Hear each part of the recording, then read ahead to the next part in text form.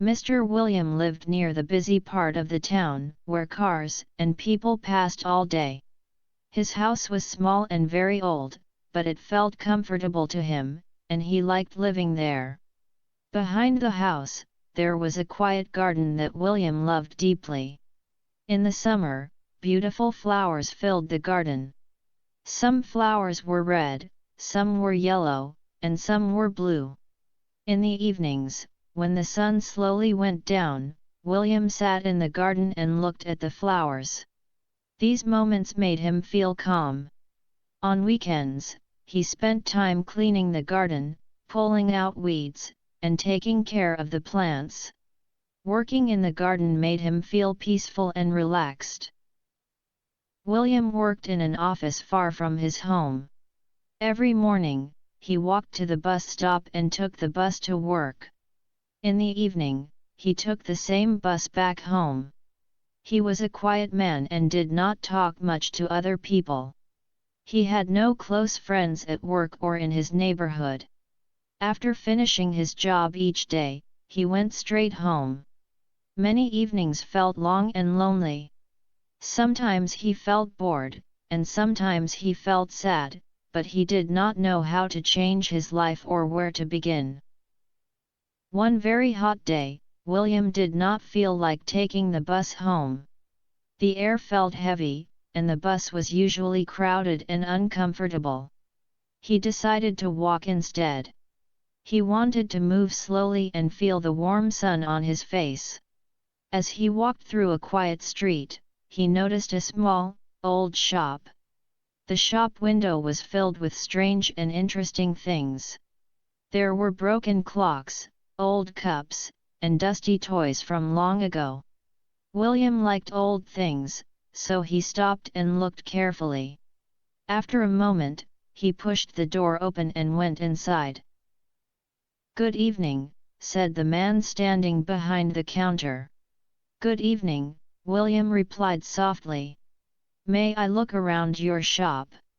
"Yes, you may," the man said with a kind smile. William began to walk slowly around the shop, looking at each old object with curiosity, unaware that this small moment was about to change his life. Then William noticed a small doll on a high shelf. It was not bright or beautiful like other toys.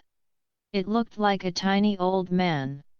The doll had white hair, dark clothes, and a tired, sad face. When William looked at it, he felt something strange in his chest. A quiet thought came to his mind: this doll looks lonely. He did not understand why he felt this way, but the feeling was strong. "How much is this doll?" William asked. The shopkeeper picked it up and looked at it for a moment. "4, he said. 4 was a lot of money for such an old doll, but William paid without arguing. He did not know why he wanted it so much. Outside the shop, he held the doll and looked at its face. For a second, it almost looked like the doll was smiling. William shook his head and whispered, "That's silly. You are only a doll." He put it into his work bag and walked to the bus stop. William was tired, so he sat down on the bus and closed his eyes. Suddenly, when the ticket man came, a loud voice said, "Go away, stupid man." People turned and stared at William. The ticket man looked angry. "Why did you say that?" he asked. "I didn't," William replied quietly. The ticket man gave him the ticket and walked away, still unhappy. William felt confused and uneasy. When he reached home, he took the doll out of his bag and placed it on the table. Its face still looked ugly, but now it had a small, strange smile. William ate a little food and went to bed. He was very tired and soon fell asleep. In the morning, sunlight filled the room. William opened his eyes and felt something close to him. The doll was lying beside him. His heart began to beat fast. "I left you on the table," he said softly. You cannot move." A cold feeling spread through his body. When he stood up, he saw 2 letters on the floor near the door. Both were already open. William did not know who had opened them.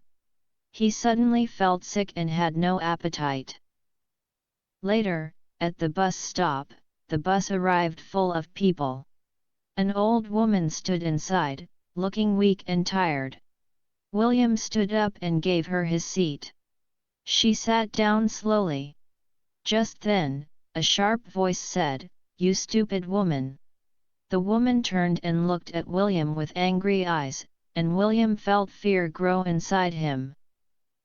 People around him stared, and William felt his face grow hot with shame. Suddenly, he remembered the doll. Without thinking, he got off the bus at the next stop and opened his bag. The doll was there, smiling widely. His hands shook as he placed it on the ground and walked away quickly. That is the end, he told himself, trying to believe it. William forced himself to work all day and pushed the strange thoughts out of his mind. But after work, when he reached the bus stop, his heart nearly stopped. The doll was there again, standing near the road and looking straight at him. Fear took over, and William ran away. He decided to walk home instead.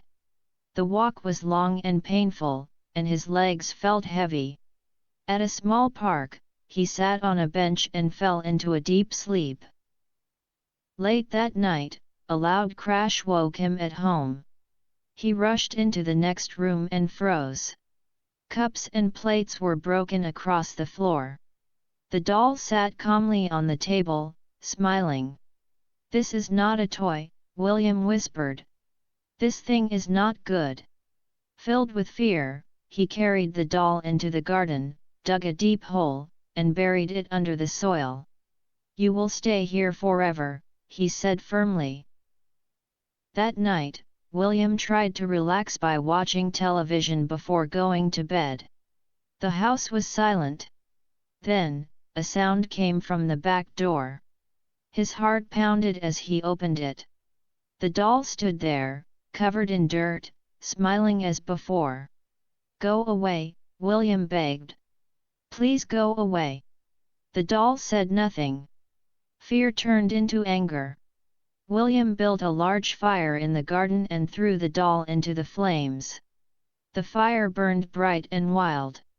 Neighbors ran outside, shouting and pointing as the flames grew and the garden turned black. When the fire finally died down, people searched the house and garden. They called William's name again and again, but there was no answer. A few days later, a new man moved into the house. He liked the small garden very much. One evening, as the sun went down, he noticed a small doll sitting quietly on the table.